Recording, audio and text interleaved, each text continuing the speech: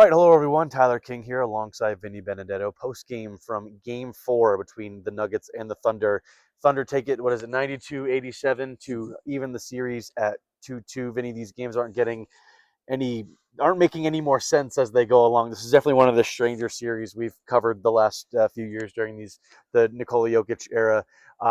Tonight started about as weird and as ugly as possibly could get, but it felt like at the end it was ultimately a missed opportunity for the Nuggets, who were leading going into the fourth quarter, had a 8-point lead early in the fourth quarter, and then ultimately that kind of spirals and they lose it. Do the Nuggets or the Thunder bench really kind of sparks the run they go on there before Nikola Jokic gets back into the game, and then I think Cason Wallace hit his second of two big threes on the corner over here to give the Thunder a 2-point lead, which they never gave back up. Just kind of, what did you make of the fourth quarter, where it was OKC this time around having the better late game execution, which was the complete opposite of games 1 and 3, which the Nuggets kind of felt like they took from the Thunder. Yeah, it felt like the Nuggets used all of their kind of energy to get back into the game in the second and third quarter, and then the fourth, it just felt like they didn't have much more to give. David Adelman played 8 guys tonight, but that feels a little generous because like Julian Strawther, I think, played fewer than 5 minutes. 2 different stretches, which was strange for him. Yeah. So it just felt like the Thunder's depth was certainly apparent in that fourth quarter, and probably a big part of the reason they were able to punch back. Yeah, I wrote about Cason Wallace in particular after the game because he was, I thought, maybe the game changer for OKC. They benched Lou Dort down the stretch, go with Alex Caruso to close the game. But Aaron Wiggins also hit a big three in that early in that fourth quarter. You mentioned the depth. I mean, Peyton Watson has played well in the series so far. Not really anybody was giving the Nuggets a ton of great offense tonight, but from the start, did this just feel like a game where the Nuggets might just struggle to get as much offense as they needed against a team like that? Yeah, the short turnaround and how much they've kind of relied on their main 6, especially in an overtime game Friday. I think a lot of people probably could have predicted this was going to be a bit of a rock fight. Not quite to the extent of what 8 points in the first quarter for the Nuggets is a little bit less than I would have anticipated. Yeah. It felt like it was kind of always going to be an ugly game. But the Nuggets have typically been pretty good in these kind of lower scoring or closer games. Definitely a big one for Oklahoma City to come in here and take. Yeah, and Nikola Jokic again seemed like he struggled from the field. I think he had missed at one point dating back to the previous game 13 consecutive threes. Finally got a couple to go there. It just felt like jump shots were at a premium for the Nuggets as a whole, who I think had half all of their points in the first half on free throws. Yep. It felt like that kept them in the game early. How do the Nuggets get back to the point where they're having efficient offense, or we've just reached the point of this series, which we've described many times as wacky and weird, that it's just going to be about who executes late in these games? Because it feels like maybe we're not getting another blowout in the series. And certainly from the Nuggets' perspective, that does not feel like something they're capable of doing against this Thunder team.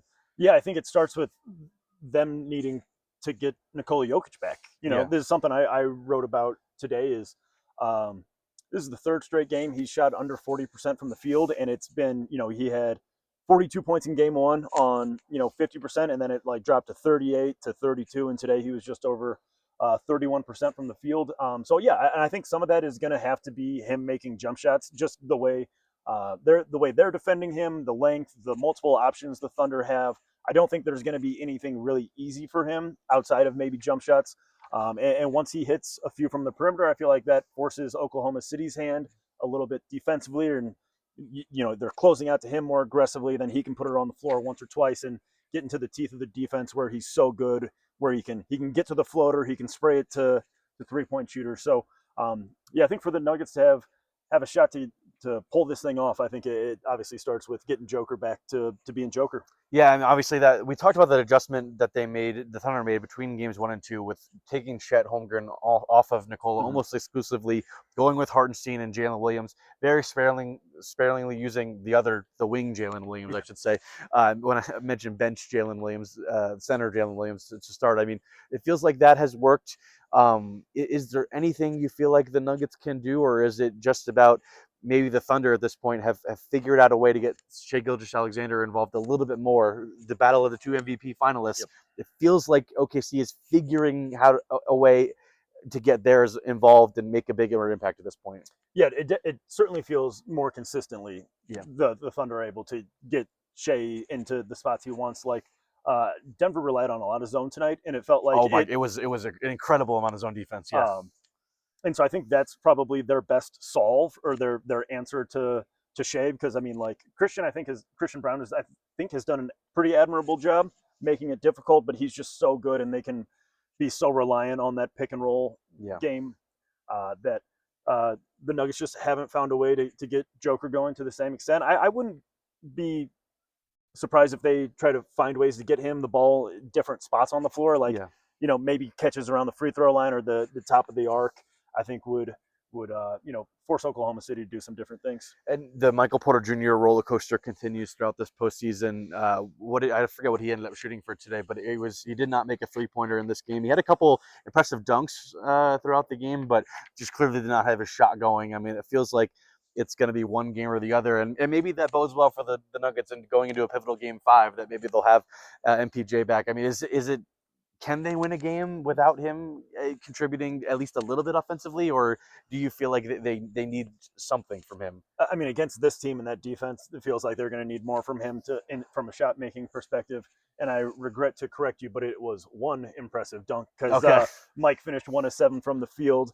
So yeah, he tried another dunk. He did try another dunk. So I think you can be encouraged. I think he grabbed 9 rebounds tonight. He was active on the glass. Yeah. But it's one of those things, like he's out here to stretch defenses and make shots. And there was one, I believe, in that corner over there where the Nuggets were up late third, early fourth, and he gets a really clean look. And it's one of those shots you can tell if it goes down, this place is going to pop off. Clean look, you just can't knock it down. So, if they don't get more from him and kind of, to your point, the roller coaster, he's either been really good or really bad offensively.